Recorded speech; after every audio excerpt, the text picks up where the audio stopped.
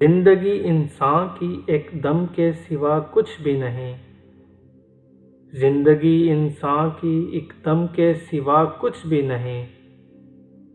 دم ہوا کی موج ہے، رم کے سوا کچھ بھی نہیں۔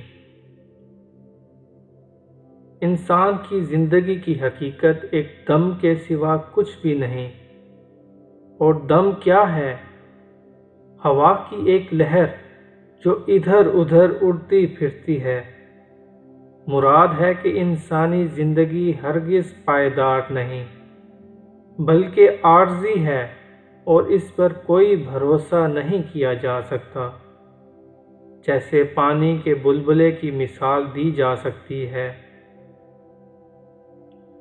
گل تبسم کہہ رہا تھا زندگانی کو مگر، گل تبسم کہہ رہا تھا زندگانی کو مگر، شمع بولی گریہ غم کے سوا کچھ بھی نہیں۔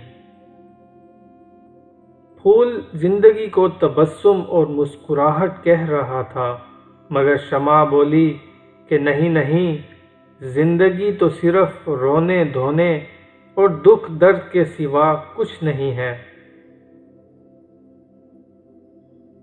راز ہستی راز ہے جب تک کوئی محرم نہ ہو، راز ہستی راز ہے جب تک کوئی محرم نہ ہو، کھل گیا جس دم تو محرم کے سوا کچھ بھی نہیں۔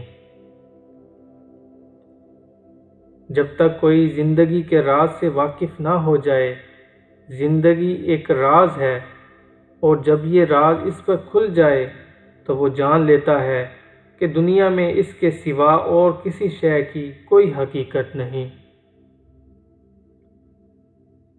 زائران کعبہ سے اقبال یہ پوچھے کوئی،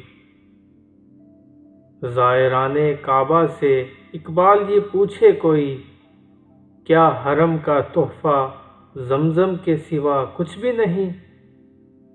اقبال کعبے کی زیارت کرنے والوں سے کوئی یہ پوچھے، کیا کعبے سے آب زمزم کے علاوہ کوئی چیز تحفے کے طور پر لانے والی نہیں ہے؟ یعنی آب زمزم سے زیادہ ضرورت خوف خدا ہے۔